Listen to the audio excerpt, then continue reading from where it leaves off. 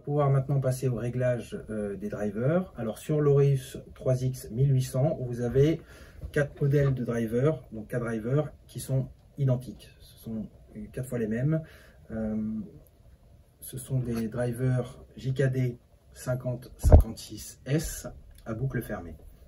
Alors, 3 de ces drivers vont avoir des réglages identiques, les X et les 2Y, et le moteur Z, enfin le driver de l'axe Z aura un réglage différent puisque le moteur du Z est plus petit que les moteurs qui équipent les axes X et Y. Je propose qu'on commence donc par le moteur Z. Alors ici j'ai pré-marqué, j'ai prémis des étiquettes sur les drivers pour pouvoir les reconnaître une fois que le réglage est fait.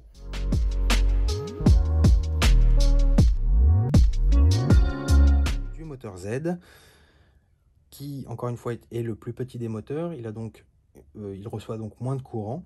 Donc les 3 premiers switches de ce driver JKD 5056S, les switches qui sont ici, servent à régler le courant. Je vais m'assurer qu'on est donc sur le réglage 1,9 A qui correspond à 1 sur off, 2 sur on et 3 sur off, comme ceci.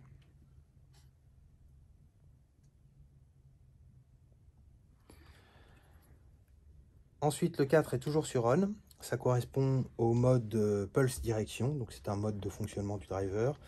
En l'occurrence, sur l'Aureus 3X, on sera toujours dans ce mode-là, donc le switch 4 sera toujours sur off.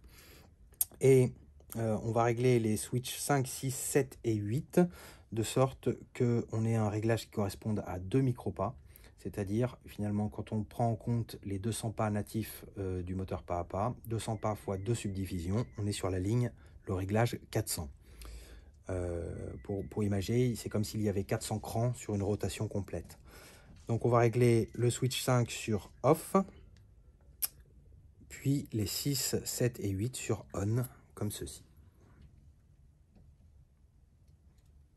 On a donc réglé le moteur Z. Les 3 autres, encore une fois, que ce soit le X, le Y1 ou le Y2, ce sont 3 axes qui ont le même moteur, le même type de moteur, la même puissance et le même mode d'entraînement, c'est-à-dire une vis à billes de 16 mm avec un pas de 10 mm. Il y a donc une logique à ce qu'ils aient les mêmes réglages.